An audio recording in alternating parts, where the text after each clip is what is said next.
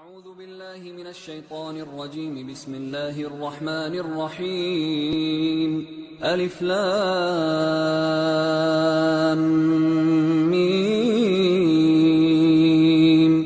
ذلك الكتاب لا ريب فيه هدى للمتقين الذين يؤمنون بالغيب ويقيمون الصلاة ومما رزقناهم ينفقون والذين يؤمنون بما أنزل إليك وما أنزل من قبلك وبالآخرة هم يوقنون أولئك على هدى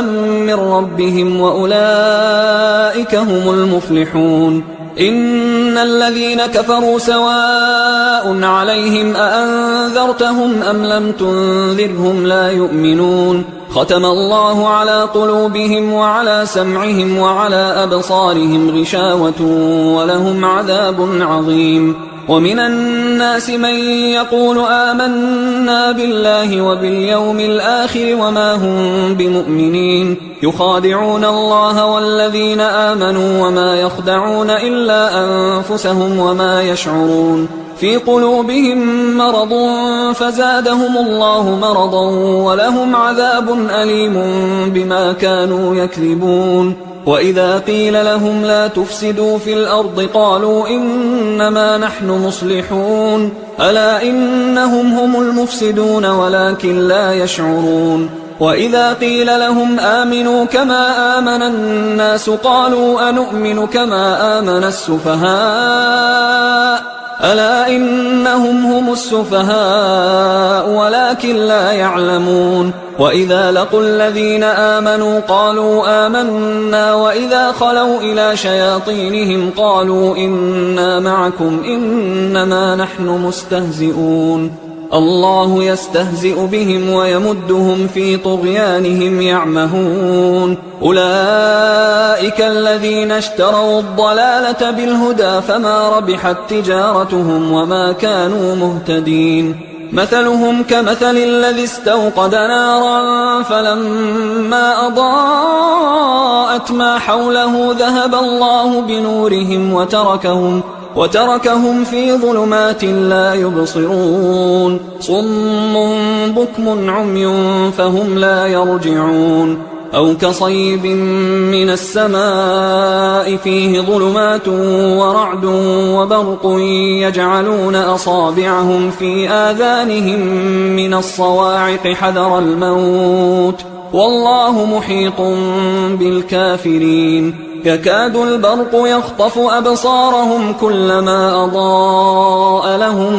مشوا فيه وإذا أظلم عليهم قاموا ولو شاء الله لذهب بسمعهم وأبصارهم إن الله على كل شيء قدير. يا أيها الناس اعبدوا ربكم الذي خلقكم والذين من قبلكم لعلكم تتقون. الذي جعل لكم الأرض فراشا والسماء بناء وأنزل من السماء ماء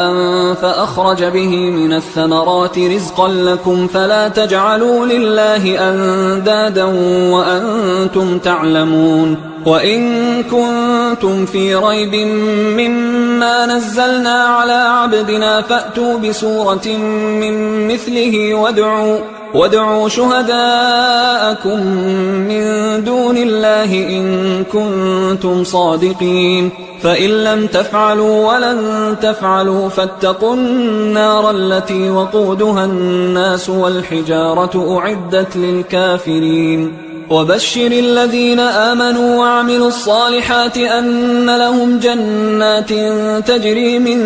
تحتها الأنهار كلما رزقوا منها من ثمرة رزقا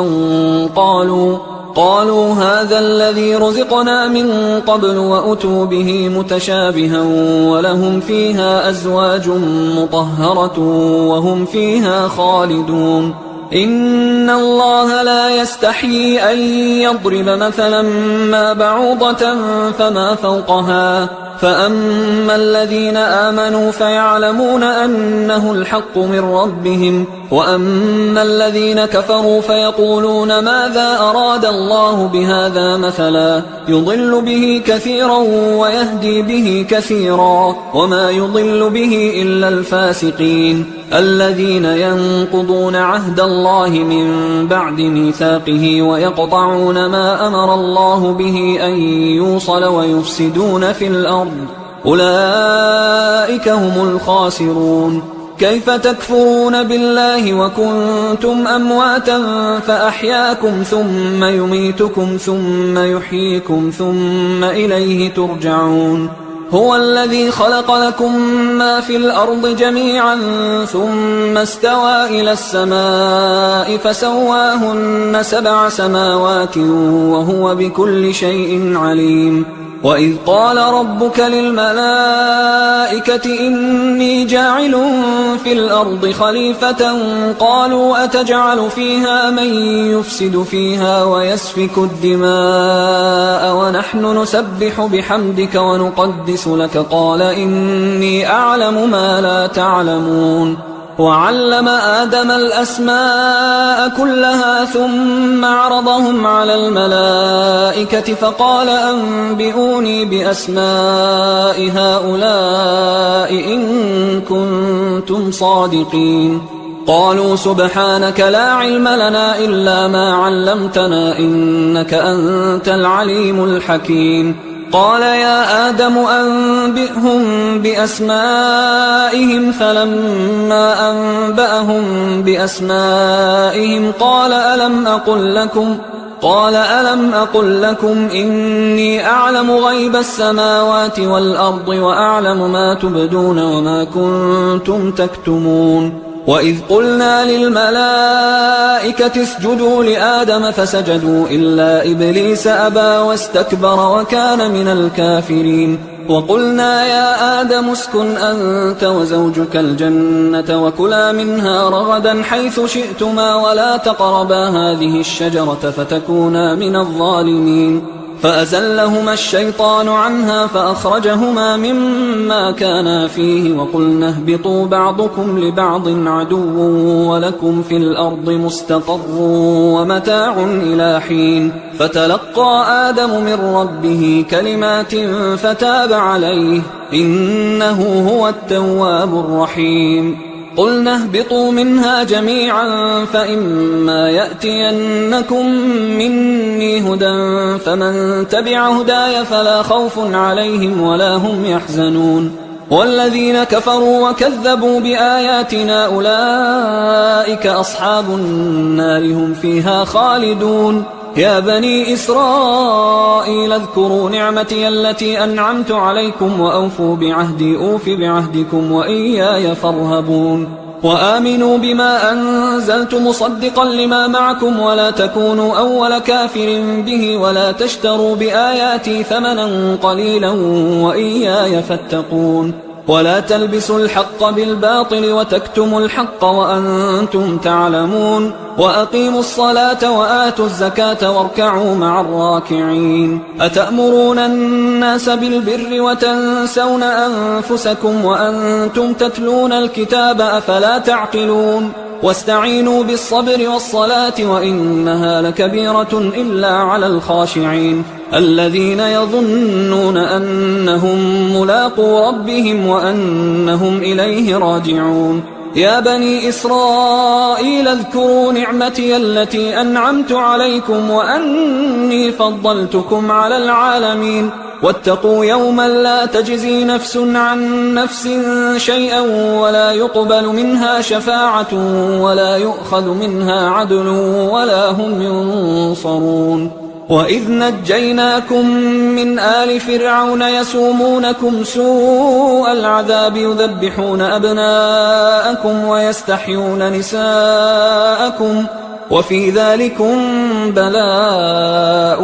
من ربكم عظيم. وإذ فرقنا بكم البحر فأنجيناكم وأغرقنا آل فرعون وأنتم تنظرون. وإذ واعدنا موسى 40 ليلة ثم اتخذتم العجل من بعده وأنتم ظالمون. ثم عفونا عنكم من بعد ذلك لعلكم تشكرون وإذ آتينا موسى الكتاب والفرقان لعلكم تهتدون وإذ قال موسى لقومه يا قوم إنكم ظلمتم أنفسكم باتخاذكم العجل فتوبوا إلى بارئكم فاقتلوا أنفسكم ذلكم خير لكم عند بارئكم فتاب عليكم إنه هو التواب الرحيم وإذ قلتم يا موسى لن نؤمن لك حتى نرى الله جهرة فأخذتكم الصاعقة وأنتم تنظرون ثم بعثناكم من بعد موتكم لعلكم تشكرون وظللنا عليكم الغمام وأنزلنا عليكم المن والسلوى كلوا من طيبات ما رزقناكم وما ظلمونا ولكن كانوا أنفسهم يظلمون وإذ قلنا ادخلوا هذه القرية فكلوا منها حيث شئتم رغدا وادخلوا الباب سجدا وقولوا حطة نغفر لكم خطاياكم وسنزيد المحسنين فبدل الذين ظلموا قولا غير الذي قيل لهم فأنزلنا على الذين ظلموا رجزا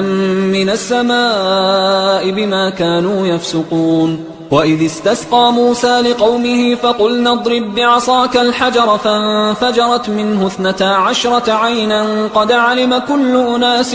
مشربهم كلوا واشربوا من رزق الله ولا تعثوا في الأرض مفسدين وإذ قلتم يا موسى لن نصبر على طعام واحد فادع لنا ربك يخرج لنا مما تنبت الأرض من بقلها وقثائها وفومها وعدسها وبصلها قال أتستبدلون الذي هو أدنى بالذي هو خير اهبطوا مصرا فإن لكم ما سألتم وضربت عليهم الذلة والمسكنة وباءوا بغضب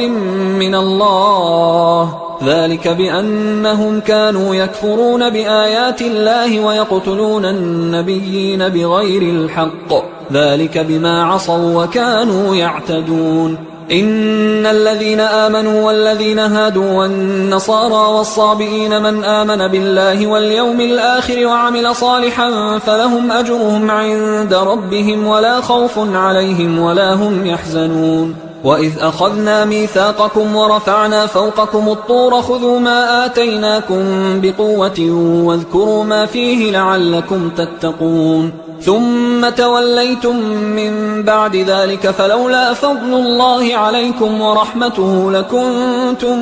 من الخاسرين ولقد علمتم الذين اعتدوا منكم في السبت فقلنا لهم كونوا قردة خاسئين فجعلناها نكالا لما بين يديها وما خلفها وموعظة للمتقين وإذ قال موسى لقومه إن الله يأمركم أن تذبحوا بقرة قالوا أتتخذنا هزوا قال أعوذ بالله أن أكون من الجاهلين قالوا ادع لنا ربك يبين لنا ما هي قال إنه يقول إنها بقرة لا فارض ولا بكر عوان بين ذلك فافعلوا ما تؤمرون قالوا ادع لنا ربك يبين لنا ما لونها قال إنه يقول إنها بقرة صفراء فاقع لونها تسر الناظرين قالوا ادع لنا ربك يبين لنا ما هي إن البقرة شابه علينا وإنا إن شاء الله لمهتدون قال إنه يقول إنها بقرة لا ذلول تثير الأرض ولا تسقي الحرث مسلمة لا شية فيها قالوا الآن جئت بالحق فذبحوها وما كادوا يفعلون وإذ قتلتم نفسا فادارأتم فيها والله مخرج ما كنتم تكتمون فقلنا اضربوه ببعضها كذلك يحيي الله الموتى ويريكم آياته لعلكم تعقلون ثم قست قلوبكم من بعد ذلك فهي كالحجارة أو أشد قسوة وإن من الحجارة لما يتفجر منه الأنهار وإن منها لما يشقق فيخرج منه الماء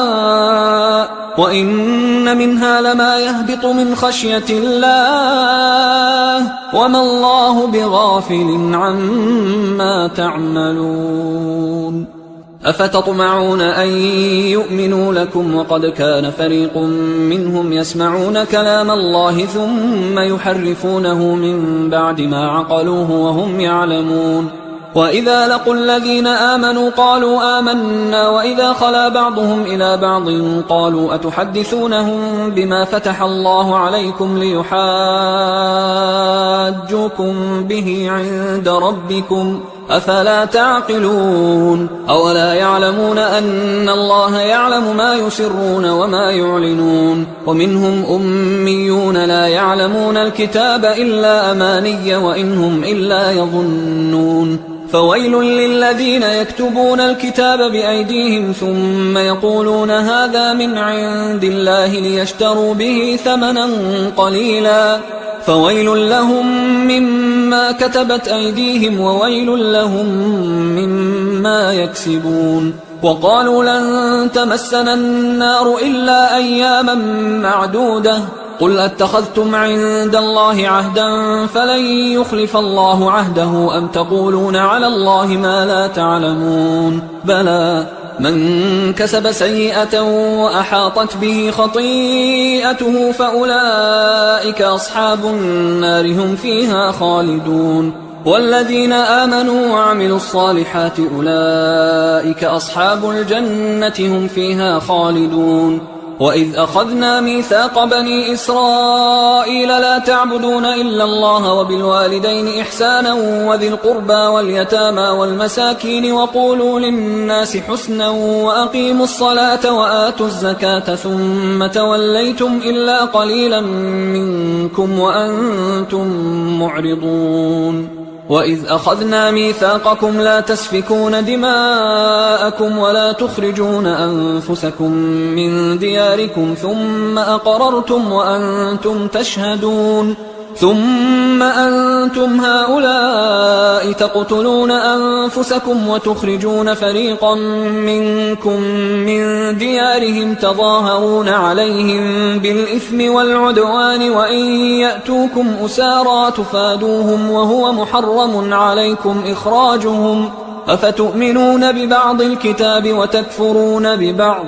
فما جزاء من يفعل ذلك منكم إلا خزي في الحياة الدنيا ويوم القيامة يردون إلى أشد العذاب وما الله بغافل عما تعملون أولئك الذين اشتروا الحياة الدنيا بالآخرة فلا يخفف عنهم العذاب ولا هم ينصرون ولقد آتينا موسى الكتاب وقفينا من بعده بالرسل وآتينا عيسى ابن مريم البينات وأيدناه بروح القدس أفكلما جاءكم رسول بما لا تهوى أنفسكم استكبرتم ففريقا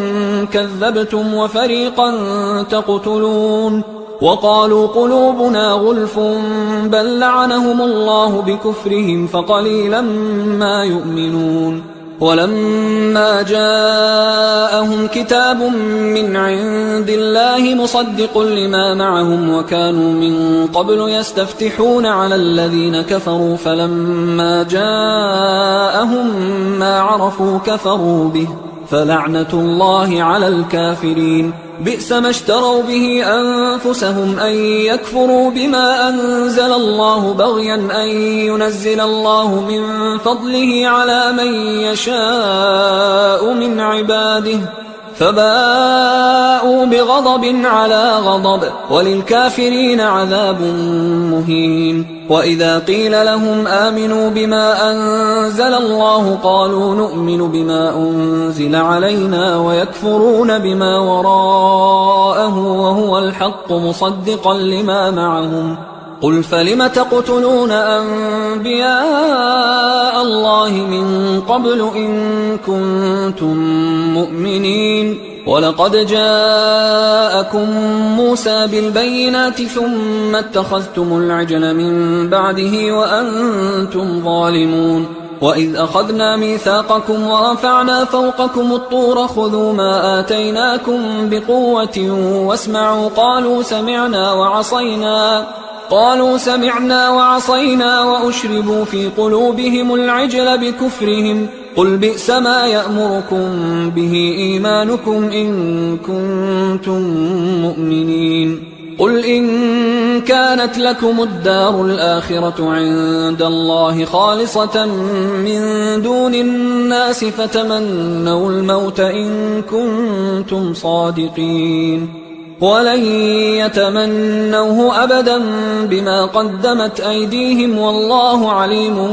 بالظالمين ولتجدنهم أحرص الناس على حياة ومن الذين أشركوا يود أحدهم لو يعمر 1000 سنة وما هو بمزحزحه من العذاب أن يعمر والله بصير بما يعملون قل من كان عدوا لجبريل فإنه نزله على قلبك بإذن الله مصدقا لما بين يديه وهدى وبشرى للمؤمنين من كان عدوا لله وملائكته ورسله وجبريل وميكال فإن الله عدو للكافرين ولقد أنزلنا إليك آيات بينات وما يكفر بها إلا الفاسقون أوكلما عاهدوا عهدا نبذه فريق منهم بل أكثرهم لا يؤمنون ولما جاءهم رسول من عند الله مصدق لما معهم نبذ فريق من الذين أوتوا الكتاب كتاب الله وراء ظهورهم كأنهم لا يعلمون واتبعوا ما تتلو الشياطين على ملك سليمان وما كفر سليمان ولكن الشياطين كفروا يعلمون الناس السحر وما أنزل على الملكين ببابل هاروت وماروت وما يعلمان من أحد حتى يقولا إنما نحن فتنة فلا تكفر فيتعلمون منهما ما يفرقون به بين المرء وزوجه وما هم بضارين به من أحد إلا بإذن الله ويتعلمون ما يضرهم ولا ينفعهم ولقد علموا لمن اشتراه ما له في الآخرة من خلاق ولبئس ما شروا به أنفسهم لو كانوا يعلمون ولو أنهم آمنوا واتقوا لمثوبة من عند الله خير لو كانوا يعلمون يا أيها الذين آمنوا لا تقولوا راعنا وقولوا انظرنا واسمعوا وللكافرين عذاب أليم ما يود الذين كفروا من أهل الكتاب ولا المشركين أن ينزل عليكم من خير من ربكم والله يختص برحمته من يشاء والله ذو الفضل العظيم ما ننسخ من آية أو ننسها نأت بخير منها أو مثلها ألم تعلم أن الله على كل شيء قدير ألم تعلم أن الله له ملك السماوات والأرض وما لكم من دون الله من ولي ولا نصير أم تريدون أن تسألوا رسولكم كما سئل موسى من قبل ومن يتبدل الكفر بالإيمان فقد ضل سواء السبيل ود كثير من أهل الكتاب لو يردونكم من بعد إيمانكم كفارا حسدا من عند أنفسهم من بعد ما تبين لهم الحق فاعفوا واصفحوا حتى يأتي الله بأمره إن الله على كل شيء قدير وأقيموا الصلاة وآتوا الزكاة وما تقدموا لأنفسكم من خير تجدوه عند الله إن الله بما تعملون بصير. وقالوا لن يدخل الجنة إلا من كان هودا أو نصارى تلك أمانيهم قل هاتوا برهانكم إن كنتم صادقين بلى من أسلم وجهه لله وهو محسن فله أجره عند ربه ولا خوف عليهم ولا هم يحزنون. وقالت اليهود ليست النصارى على شيء وقالت النصارى ليست اليهود على شيء وهم يتلون الكتاب كذلك قال الذين لا يعلمون مثل قولهم فالله يحكم بينهم يوم القيامة فيما كانوا فيه يختلفون. ومن أظلم ممن منع مساجد الله أن يذكر فيها اسمه وسعى في خرابها أولئك ما كان لهم أن يدخلوها إلا خائفين لهم في الدنيا خزي ولهم في الآخرة عذاب عظيم. ولله المشرق والمغرب فأينما تولوا فثم وجه الله إن الله واسع عليم. وقالوا اتخذ الله ولدا سبحانه بل له ما في السماوات والأرض كل له قانتون بديع السماوات والأرض وإذا قضى أمرا فإنما يقول له كن فيكون. وقال الذين لا يعلمون لولا يكلمنا الله أو تأتينا آية كذلك قال الذين من قبلهم مثل قولهم تشابهت قلوبهم قد بينا الآيات لقوم يوقنون. إنا أرسلناك بالحق بشيرا ونذيرا ولا تسأل عن أصحاب الجحيم. ولن ترضى عنك اليهود ولا النصارى حتى تتبع ملتهم قل إن هدى الله هو الهدى ولئن اتبعت أهواءهم بعد الذي جاءك من العلم ما لك من الله من ولي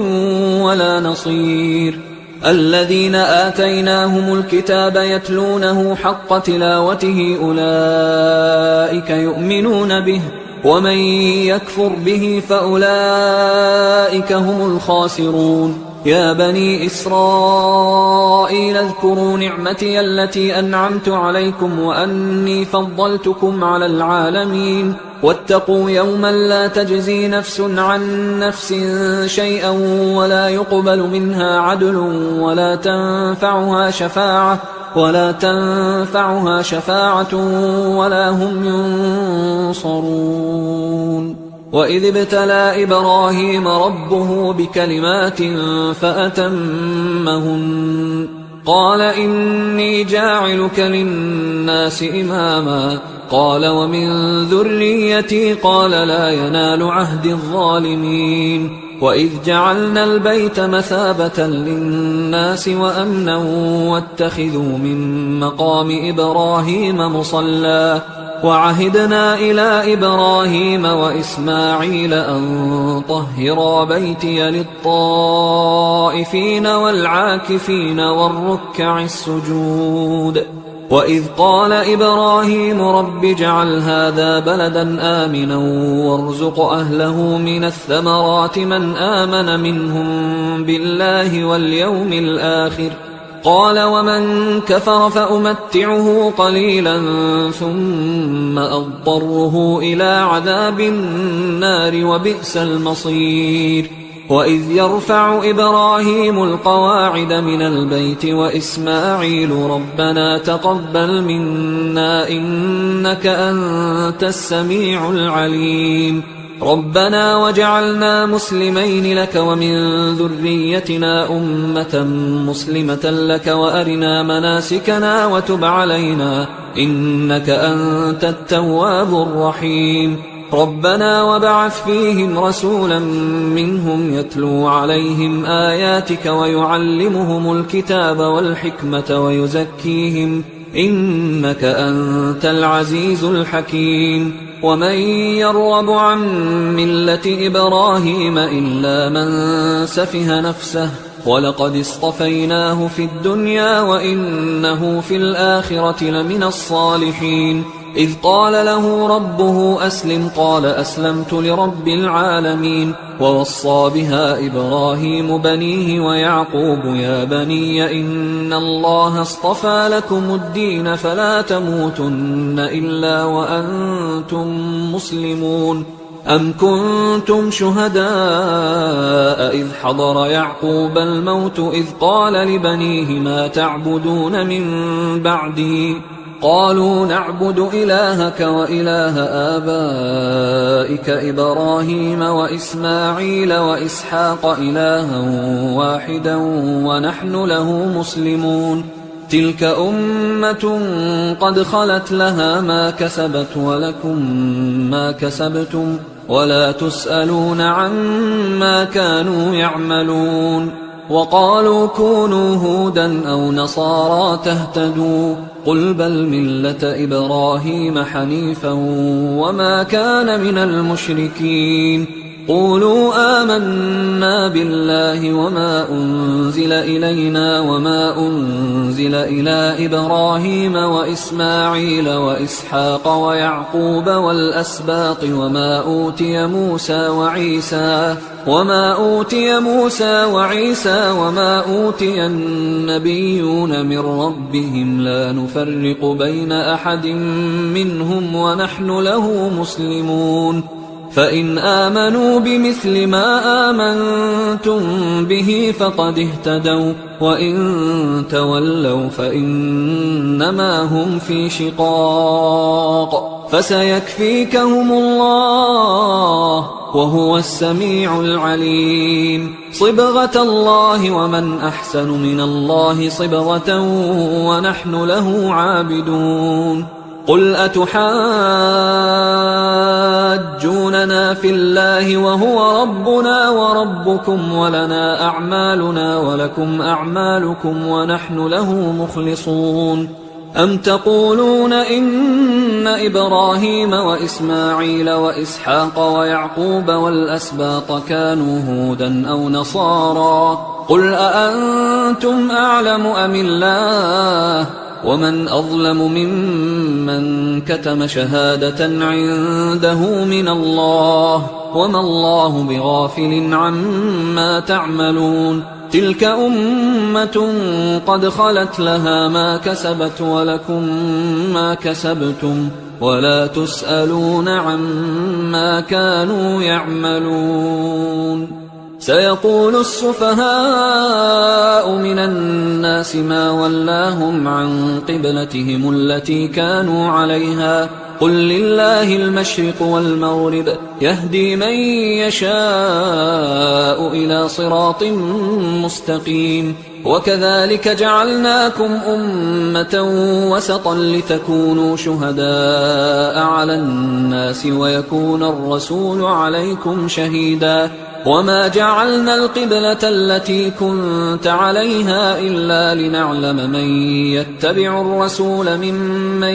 ينقلب على عقبيه وإن كانت لكبيرة إلا على الذين هدى الله وما كان الله ليضيع إيمانكم إن الله بالناس لرؤوف رحيم. قد نرى تقلب وجهك في السماء فلنولينك قبلة ترضاها فول وجهك شطر المسجد الحرام وحيث ما كنتم فولوا وجوهكم شطره وإن الذين أوتوا الكتاب ليعلمون أنه الحق من ربهم وما الله بغافل عما يعملون. ولئن أتيت الذين أوتوا الكتاب بكل آية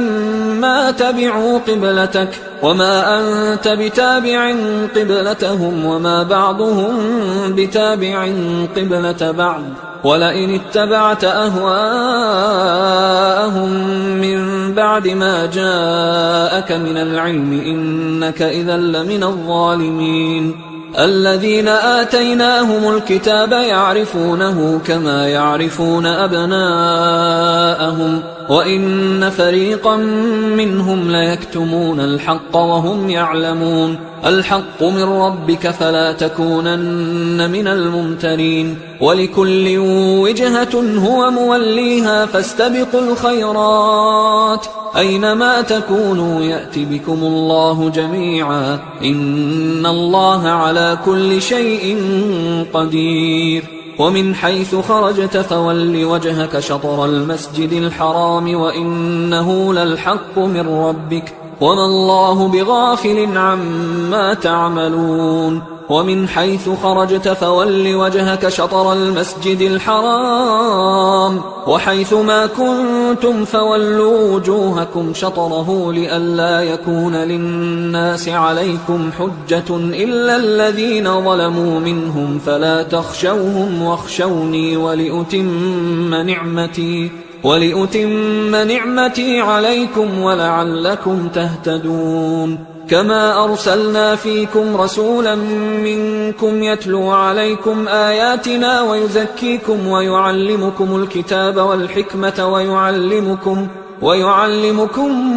ما لم تكونوا تعلمون فاذكروني أذكركم واشكروا لي ولا تكفرون يا أيها الذين آمنوا استعينوا بالصبر والصلاة إن الله مع الصابرين ولا تقولوا لمن يقتل في سبيل الله أموات بل أحياء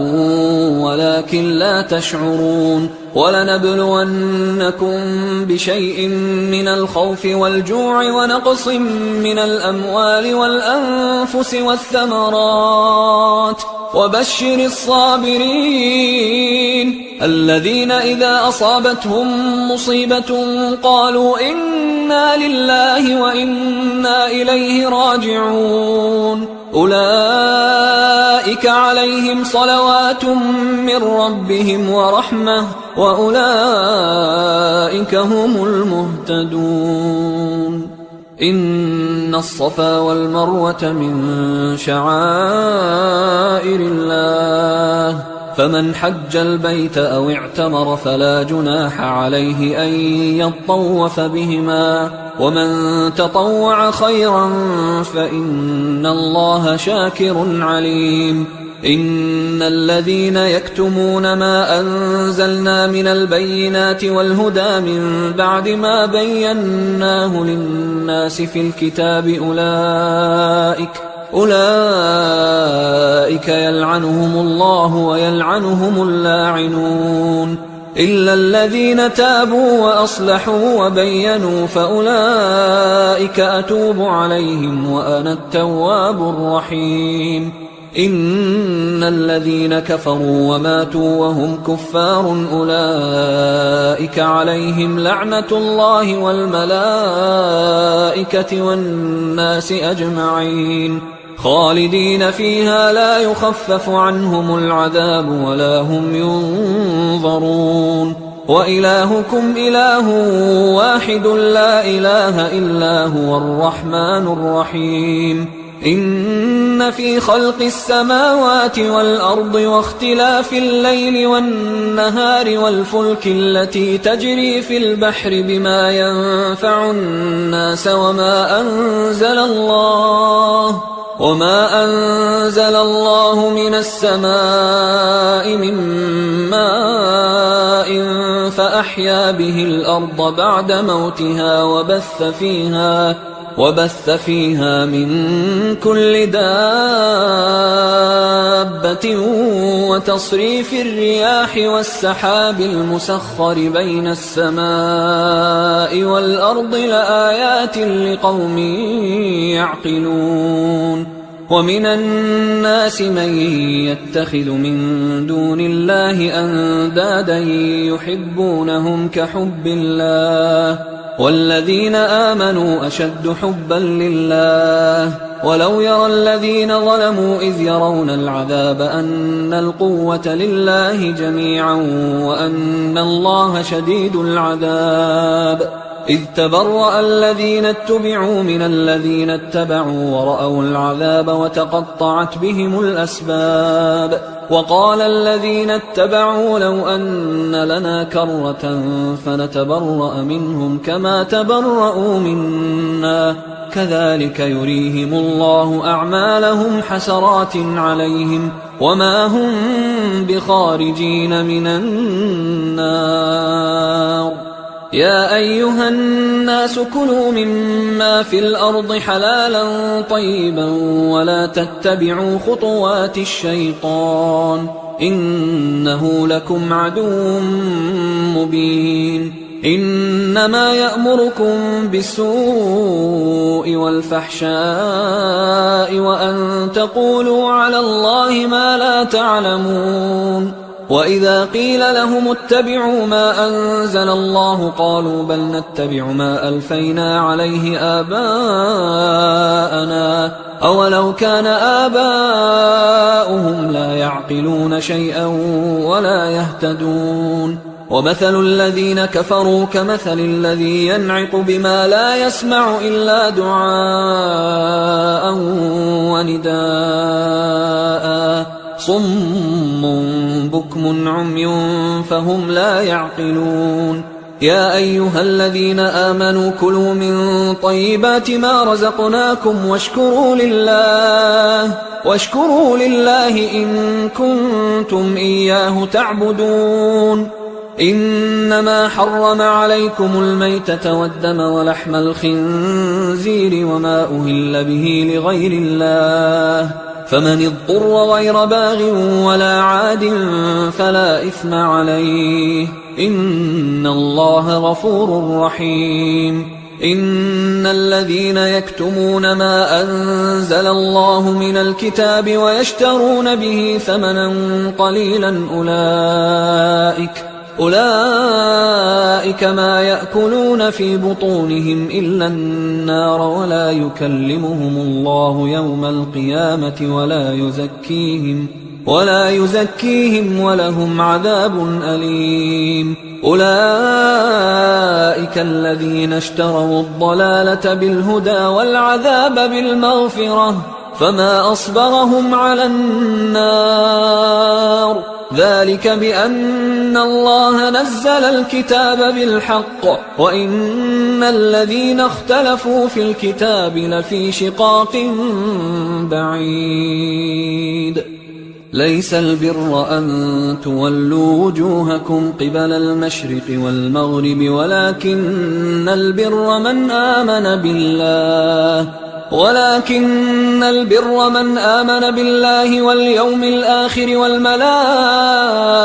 والكتاب والنبيين وآتى المال على حبه ذوي القربى واليتامى والمساكين وابن السبيل والسائلين وفي الرقاب وأقام الصلاة وآتى الزكاة والموفون بعهدهم إذا عاهدوا والصابرين في البأساء والضراء وحين البأس أولئك الذين صدقوا وأولئك هم المتقون يا أيها الذين آمنوا كتب عليكم القصاص في القتلى الحر بالحر والعبد بالعبد والأنثى بالأنثى فمن عفي له من أخيه شيء فاتباع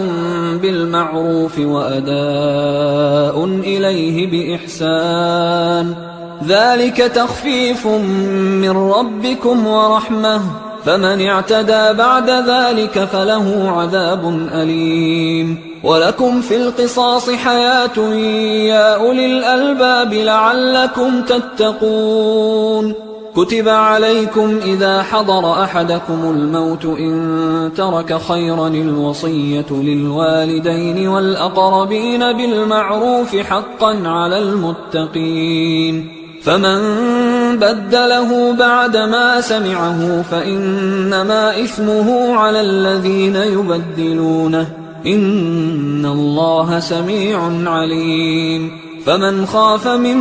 موص جنفا أو إثما فأصلح بينهم فلا إثم عليه إن الله غفور رحيم. يا أيها الذين آمنوا كتب عليكم الصيام كما كتب على الذين من قبلكم لعلكم تتقون أياما معدودات، فمن كان منكم مريضا أو على سفر فعدة من أيام أخر، وعلى الذين يطيقونه فدية طعام مسكين، فمن تطوع خيرا فهو خير له، وأن تصوموا خير لكم إن كنتم تعلمون. شهر رمضان الذي أنزل فيه القرآن هدى للناس وبينات من الهدى والفرقان، فمن شهد منكم الشهر فليصم، ومن كان مريضا أو على سفر فعدة من أيام أخر، يريد الله بكم اليسر ولا يريد بكم العسر ولتكملوا العدة ولتكبروا الله على ما هداكم ولعلكم تشكرون. وإذا سألك عبادي عني فإني قريب أجيب دعوة الداعي إذا دعان، فليستجيبوا لي وليؤمنوا بي لعلهم يرشدون. أحل لكم ليلة الصيام الرفث إلى نسائكم هن لباس لكم وأنتم لباس لهن، علم الله أنكم كنتم تختانون أنفسكم فتاب عليكم وعفى عنكم، فالآن باشروهن وابتغوا ما كتب الله لكم، وكلوا واشربوا حتى يتبين لكم الخيط الأبيض من الخيط الأسود من الفجر، ثم أتموا الصيام إلى الليل، ولا تباشروهن وأنتم عاكفون في المساجد، تلك حدود الله فلا تقربوها، كذلك يبين الله آياته للناس لعلهم يتقون. ولا تأكلوا أموالكم بينكم بالباطل وتدلوا بها إلى الحكام لتأكلوا فريقا من أموال الناس بالإثم وأنتم تعلمون. يسألونك عن الأهلة قل هي مواقيت للناس والحج، وليس البر بأن تأتوا البيوت من ظهورها ولكن البر من اتقى، وأتوا البيوت من أبوابها واتقوا الله لعلكم تفلحون. وقاتلوا في سبيل الله الذين يقاتلونكم ولا تعتدوا إن الله لا يحب المعتدين. وقتلوهم حيث ثقفتموهم وأخرجوهم من حيث أخرجوكم والفتنة أشد من القتل، ولا تقاتلوهم عند المسجد الحرام حتى يقاتلوكم فيه، فإن قاتلوكم فاقتلوهم، كذلك جزاء الكافرين، فإن انتهوا فإن الله غفور رحيم. وقاتلوهم حتى لا تكون فتنة ويكون الدين لله، فإن انتهوا فلا عدوان إلا على الظالمين. الشهر الحرام بالشهر الحرام والحرمات قصاص، فمن اعتدى عليكم فاعتدوا عليه بمثل ما اعتدى عليكم، واتقوا الله واعلموا أن الله مع المتقين. وأنفقوا في سبيل الله ولا تلقوا بأيديكم إلى التهلكة وأحسنوا إن الله يحب المحسنين. وأتموا الحج والعمرة لله، فإن أحصرتم فما استيسر من الهدي، ولا تحلقوا رؤوسكم حتى يبلغ الهدي محله، فمن كان منكم مريضا أو به أذى من رأسه ففدية من صيام أو صدقة أو نسك، فإذا أمنتم فمن تمتع بالعمرة إلى الحج فما استيسر من الهدي، فمن لم يجد فصيام 3 أيام في الحج و7 إذا رجعتم، تلك 10 كاملة، ذلك لمن لم يكن أهله حاضر المسجد الحرام. واتقوا الله واعلموا أن الله شديد العقاب. الحج أشهر معلومات، فمن فرض فيهن الحج فلا رفث ولا فسوق ولا جدال في الحج وما تفعلوا من خير يعلمه الله وتزودوا فإن خير الزاد التقوى واتقون يا أولي الألباب ليس عليكم جناح أن تبتغوا فضلا من ربكم فإذا أفضتم من عرفات فاذكروا الله عند المشعر الحرام واذكروه كما هداكم وإن كنتم من قبله لمن الضالين ثم أفيضوا من حيث أفاض الناس واستغفروا الله إن الله غفور رحيم فإذا قضيتم مناسككم فاذكروا الله كذكركم آباءكم أو أشد ذكرا فمن الناس من يقول ربنا آتنا في الدنيا وما له في الآخرة من خلاق ومنهم من يقول ربنا آتنا في الدنيا حسنة وفي الآخرة حسنة وقنا عذاب النار أولئك لهم نصيب مما كسبوا والله سريع الحساب واذكروا الله في أيام معدودات فمن تعجل في يومين فلا إثم عليه ومن تأخر فلا إثم عليه لمن اتقى واتقوا الله واعلموا أنكم إليه تحشرون ومن الناس من يعجبك قوله في الحياة الدنيا ويشهد الله على ما في قلبه وهو ألد الخصام وإذا تولى سعى في الأرض ليفسد فيها ويهلك الحرث والنسل والله لا يحب الفساد وإذا قيل له اتق الله أخذته العزة بالإثم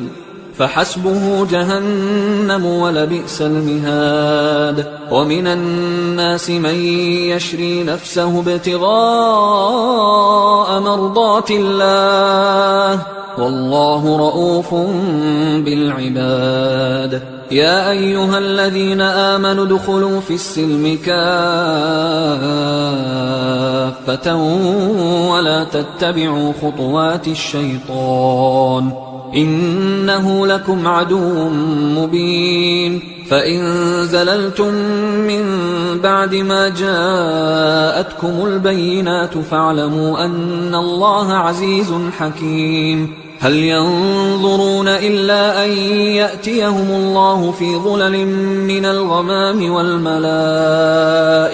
وقضي الأمر وإلى الله ترجع الأمور سل بني إسرائيل كم آتيناهم من آية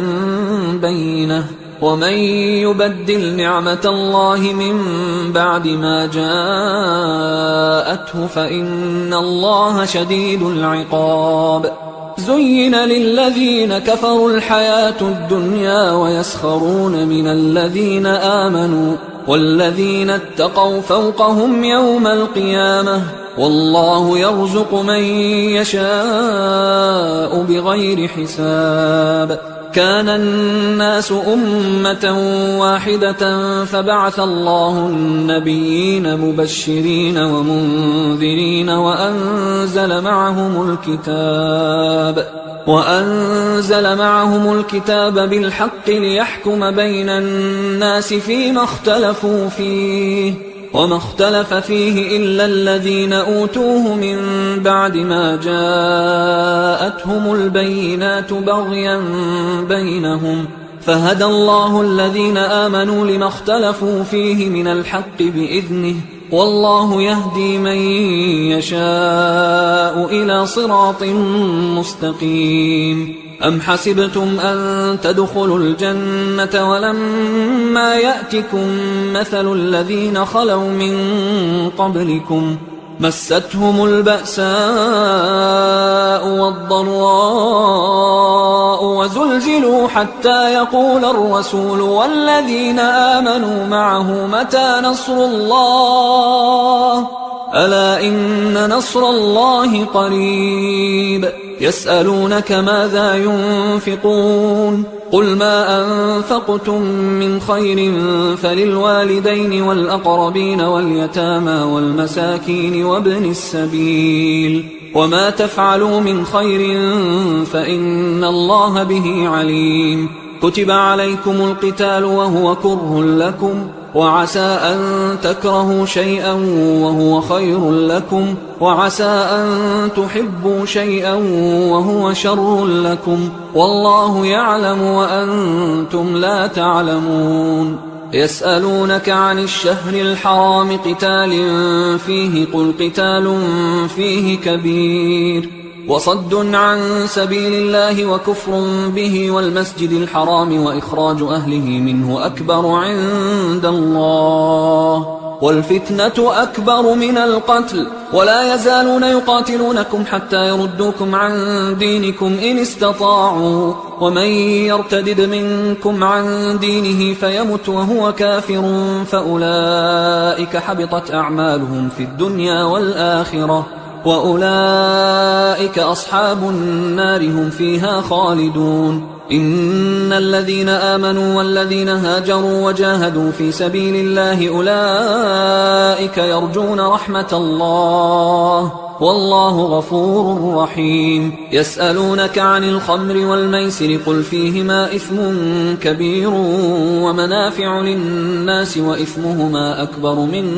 نفعهما ويسألونك ماذا ينفقون قل العفو كذلك يبين الله لكم الآيات لعلكم تتفكرون في الدنيا والآخرة ويسألونك عن اليتامى قل إصلاح لهم خير وإن تخالطوهم فإخوانكم والله يعلم المفسد من المصلح ولو شاء الله لأعنتكم إن الله عزيز حكيم ولا تنكحوا المشركات حتى يؤمنوا ولأمة مؤمنة خير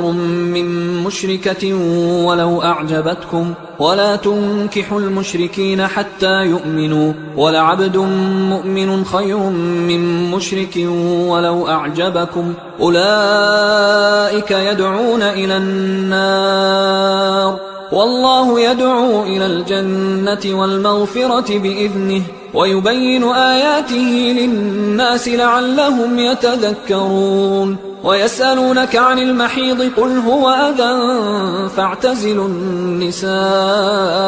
في المحيض ولا تقربوهن حتى يطهرن فإذا تطهرن فأتوهن من حيث أمركم الله إن الله يحب التوابين ويحب المتطهرين نساؤكم حرث لكم فأتوا حرثكم أنى شئتم وقدموا لأنفسكم واتقوا الله واعلموا أنكم ملاقوه وبشر المؤمنين ولا تجعلوا الله عرضة لأيمانكم أن تبروا وتتقوا وتصلحوا بين الناس والله سميع عليم لا يؤاخذكم الله باللغو في أيمانكم ولكن يؤاخذكم بما كسبت قلوبكم والله غفور حليم للذين يؤلون من نسائهم تربص 4 أشهر فإن فاءوا فإن الله غفور رحيم وإن عزموا الطلاق فإن الله سميع عليم والمطلقات يتربصن بأنفسهن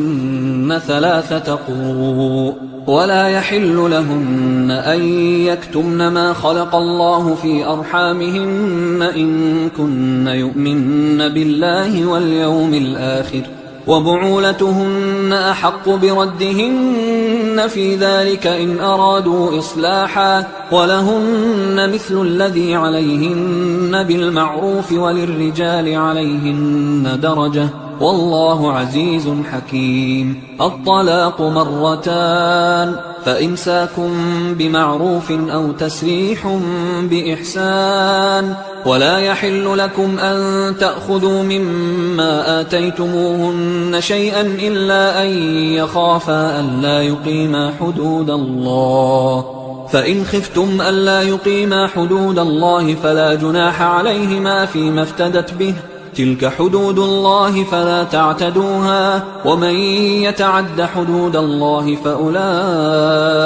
هم الظالمون. فإن طلقها فلا تحل له من بعد حتى تنكح زوجا غيره، فإن طلقها فلا جناح عليهما أن يتراجعا إن ظنا أن يقيما حدود الله، وتلك حدود الله يبينها لقوم يعلمون. وإذا طلقتم النساء فبلغن أجلهن فأمسكوهن بمعروف أو سرحوهن بمعروف، ولا تمسكوهن ضرارا لتعتدوا، ومن يفعل ذلك فقد ظلم نفسه. ولا تتخذوا آيات الله هزوا، واذكروا نعمة الله عليكم وما أنزل عليكم من الكتاب والحكمة يعظكم به، واتقوا الله واعلموا أن الله بكل شيء عليم. وإذا طلقتم النساء فبلغن أجلهن فلا تعضلوهن أن ينكحن أزواجهن إذا تراضوا بينهم بالمعروف، ذلك يوعظ به من كان منكم يؤمن بالله واليوم الآخر، ذلكم أزكى لكم وأطهر، والله يعلم وأنتم لا تعلمون. والوالدات يرضعن أولادهن حولين كاملين لمن أراد أن يتم الرضاعة، وعلى المولود له رزقهن وكسوتهن بالمعروف، لا تكلف نفس إلا وسعها، لا تضار والدة بولدها ولا مولود له بولده، وعلى الوارث مثل ذلك، فإن أرادا فصالا عن تراض منهما وتشاور فلا جناح عليهما. وإن أردتم أن تسترضعوا أولادكم فلا جناح عليكم إذا سلمتم ما آتيتم بالمعروف، واتقوا الله واعلموا أن الله بما تعملون بصير. والذين يتوفون منكم ويذرون أزواجا يتربصن بأنفسهن 4 أشهر وعشرا، فإذا بلغن أجلهن فلا جناح عليكم فيما فعلن في أنفسهن بالمعروف، والله بما تعملون خبير. ولا جناح عليكم فيما عرضتم به من خطبة النساء أو أكننتم في أنفسكم، علم الله أنكم ستذكرونهن ولكن لا تواعدوهن سرا إلا أن تقولوا قولا معروفا، ولا تعزموا عقدة النكاح حتى يبلغ الكتاب أجله، واعلموا أن الله يعلم ما في أنفسكم فاحذروه، واعلموا أن الله غفور حليم. لا جناح عليكم إن طلقتم النساء ما لم تمسوهن أو تفرضوا لهن فريضة، ومتعوهن على الموسع قدره وعلى المقتر قدره متاعا بالمعروف حقا على المحسنين. وإن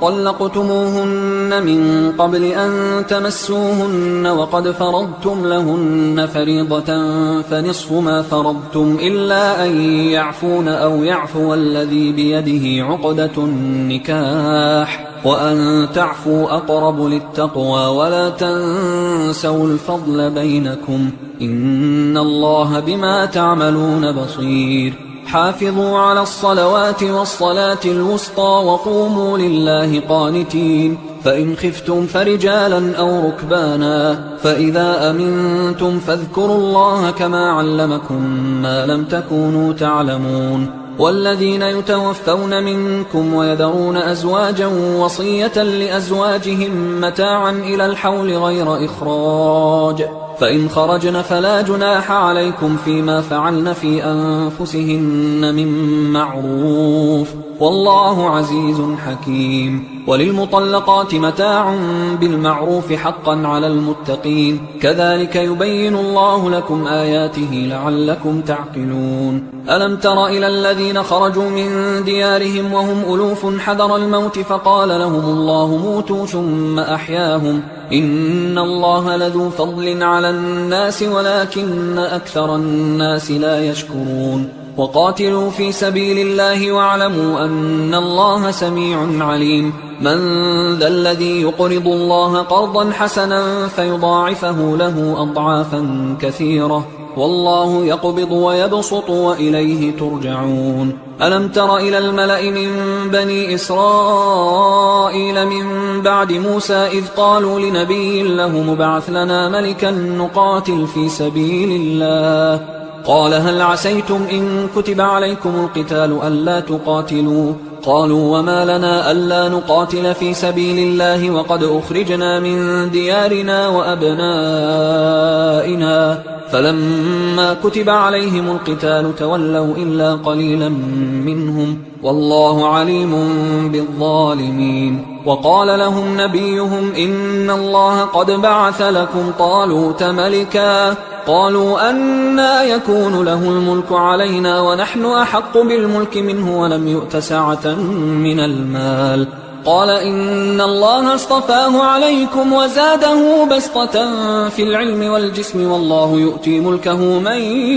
يشاء والله واسع عليم. وقال لهم نبيهم إن آية ملكه أن يأتيكم التابوت فيه سكينة من ربكم وبقية مما ترك آل موسى وآل هارون تحمله الملائكة، إن في ذلك لآية لكم إن كنتم مؤمنين. فلما فصل طالوت بالجنود قال إن الله مبتليكم بنهر فمن شرب منه فليس مني ومن لم يطعمه فإنه مني إلا من اغترف غرفة بيده، فشربوا منه إلا قليلا منهم. فلما جاوزه هو والذين آمنوا معه قالوا لا طاقة لنا اليوم بجالوت وجنوده. قال الذين يظنون أنهم ملاقوا الله كم من فئة قليلة غلبت فئة كثيرة بإذن الله والله مع الصابرين. ولما برزوا لجالوت وجنوده قالوا ربنا أفرغ علينا صبرا وثبت أقدامنا وانصرنا على القوم الكافرين، فهزموهم بإذن الله. وقتل داود جالوت وآتاه الله الملك والحكمة وعلمه مما يشاء، ولولا دفع الله الناس بعضهم ببعض لفسدت الأرض ولكن الله ذو فضل على العالمين. تلك آيات الله نتلوها عليك بالحق وإنك لمن المرسلين. تلك الرسل فضلنا بعضهم على بعض، منهم من كلم الله ورفع بعضهم درجات، وآتينا عيسى ابن مريم البينات وأيدناه بروح القدس، ولو شاء الله ما اقتتل الذين من بعدهم من بعد ما جاءتهم البينات ولكن اختلفوا فمنهم من آمن ومنهم من كفر، ولو شاء الله ما اقتتلوا ولكن الله يفعل ما يريد. يا أيها الذين آمنوا أنفقوا مما رزقناكم من قبل أن يأتي يوم لا بيع فيه ولا خلة ولا شفاعة والكافرون هم الظالمون. الله لا إله إلا هو الحي القيوم لا تأخذه سنة ولا نوم له ما في السماوات وما في الأرض من ذا الذي يشفع عنده إلا بإذنه يعلم ما بين أيديهم وما خلفهم ولا يحيطون بشيء من علمه إلا بما شاء وسع كرسيه السماوات والأرض ولا يؤوده حفظهما وهو العلي العظيم. لا إكراه في الدين قد تبين الرشد من الغي فمن يكفر بالطاغوت ويؤمن بالله فقد استمسك بالعروة الوثقى لا انفصام لها، والله سميع عليم. الله ولي الذين آمنوا يخرجهم من الظلمات إلى النور، والذين كفروا أولياؤهم الطاغوت يخرجونهم من النور إلى الظلمات، أولئك أصحاب النار هم فيها خالدون. ألم تر إلى الذي حاج إبراهيم في ربه أن آتاه الله الملك إذ قال إبراهيم ربي الذي يحيي ويميت قال أنا أحيي وأميت. قال إبراهيم فإن الله يأتي بالشمس من المشرق فأت بها من المغرب فبهت الذي كفر والله لا يهدي القوم الظالمين. أو كالذي مر على قرية وهي خاوية على عروشها قال أنى يحيي هذه الله بعد موتها فأماته الله 100 عام ثم بعثه قال كم لبثت؟ قال لبثت يوما أو بعض يوم. قال بل لبثت 100 عام فانظر إلى طعامك وشرابك لم يتسنه وانظر إلى حمارك ولنجعلك آية للناس وانظر إلى العظام كيف ننشزها ثم نكسوها لحما فلما تبين له قال أعلم أن الله على كل شيء قدير. وإذ قال إبراهيم رب أرني كيف تحيي الموتى قال أولم تؤمن قال بلى ولكن ليطمئن قلبي قال فخذ 4 من الطير فصرهن إليك ثم اجعل على كل جبل منهن جزءا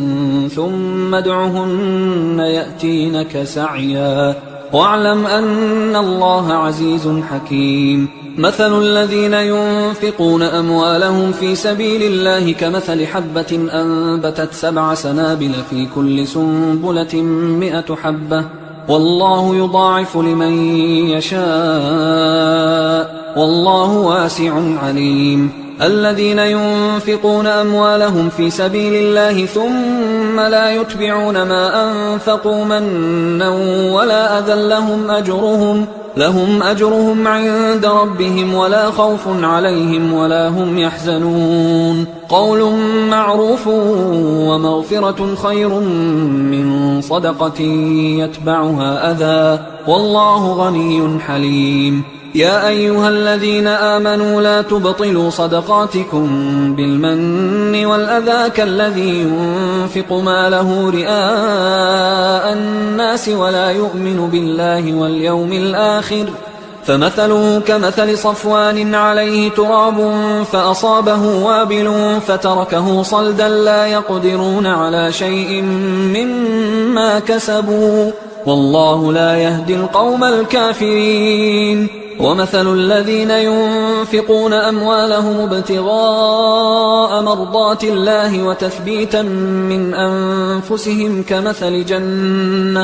كمثل جنة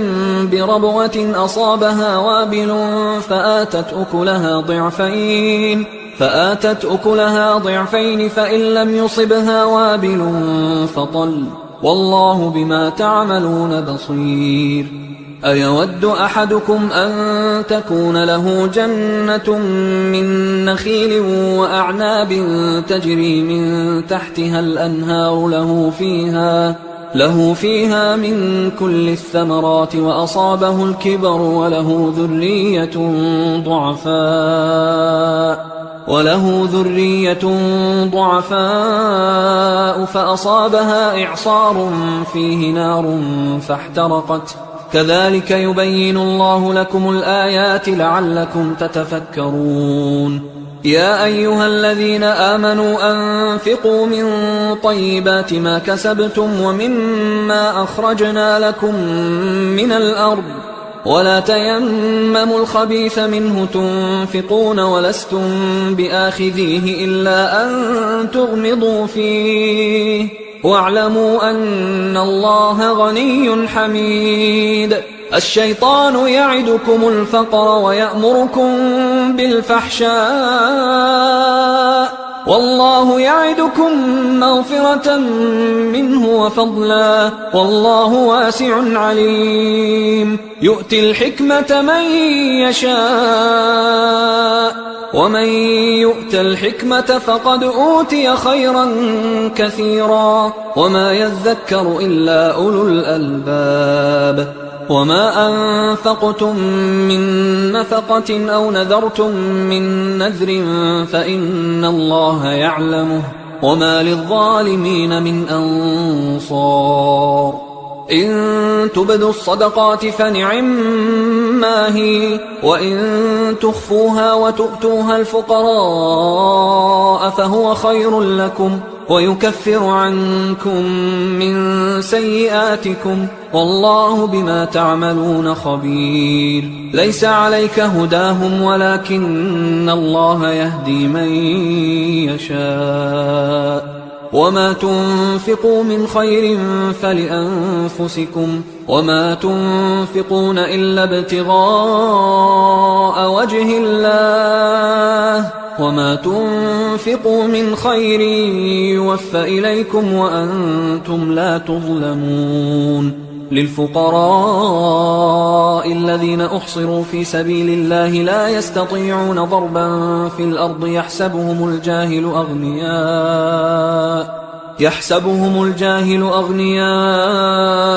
من التعفف تعرفهم بسيماهم لا يسألون الناس إلحافا. وما تنفقوا من خير فإن الله به عليم. الذين ينفقون أموالهم بالليل والنهار سرا وعلانية فلهم أجرهم عند ربهم ولا خوف عليهم ولا هم يحزنون. الذين يأكلون الربا لا يقومون إلا كما يقوم الذي يتخبطه الشيطان من المس ذلك بأنهم قالوا إنما البيع مثل الربا وأحل الله البيع وحرم الربا. فمن جاءه موعظة من ربه فانتهى فله ما سلف وأمره إلى الله ومن عاد فأولئك أصحاب النار هم فيها خالدون. يمحق الله الربا ويربي الصدقات والله لا يحب كل كفار أثيم. إن الذين آمنوا وعملوا الصالحات وأقاموا الصلاة وآتوا الزكاة لهم أجرهم عند ربهم ولا خوف عليهم ولا هم يحزنون. يا أيها الذين آمنوا اتقوا الله وذروا ما بقي من الربا إن كنتم مؤمنين فإن لم تفعلوا فأذنوا بحرب من الله ورسوله وإن تبتم فلكم رؤوس أموالكم لا تظلمون ولا تظلمون. وإن كان ذو عسرة فنظرة إلى ميسرة وأن تصدقوا خير لكم إن كنتم تعلمون. واتقوا يوما ترجعون فيه إلى الله ثم توفى كل نفس ما كسبت وهم لا يظلمون. يا أيها الذين آمنوا إذا تداينتم بدين إلى أجل مسمى فاكتبوه وليكتب بينكم كاتب بالعدل ولا يأب كاتب أن يكتب كما علمه الله فليكتب وليملل الذي عليه الحق وليتق الله ربه ولا يبخس منه شيئا فإن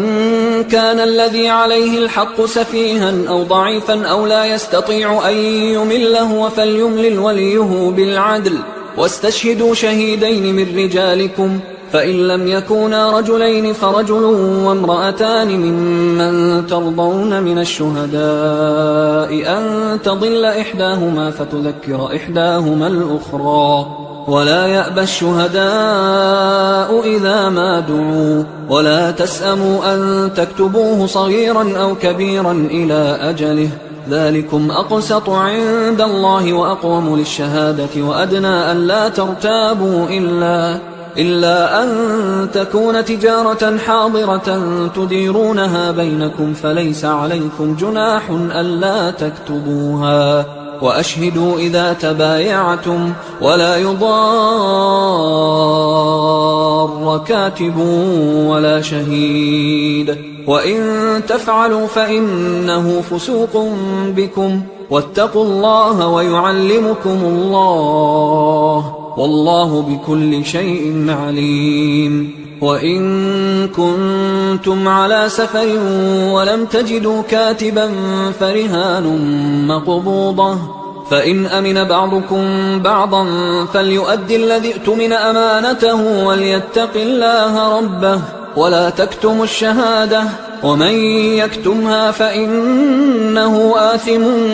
قلبه، والله بما تعملون عليم. لله ما في السماوات وما في الأرض، وإن تبدوا ما في أنفسكم أو تخفوه يحاسبكم به الله، فيغفر لمن يشاء ويعذب من يشاء، والله على كل شيء قدير. آمن الرسول بما أنزل إليه من ربه والمؤمنون كل آمن بالله وملائكته وكتبه ورسله لا نفرق بين أحد من رسله، وقالوا سمعنا وأطعنا غفرانك ربنا وإليك المصير. لا يكلف الله نفسا إلا وسعها، لها ما كسبت وعليها ما اكتسبت، ربنا لا تؤاخذنا إن نسينا أو أخطأنا، ربنا ولا تحمل علينا إصرا كما حملته على الذين من قبلنا، ربنا ولا تحملنا ما لا طاقة لنا به، واعف عنا واغفر لنا وارحمنا، أنت مولانا فانصرنا على القوم الكافرين.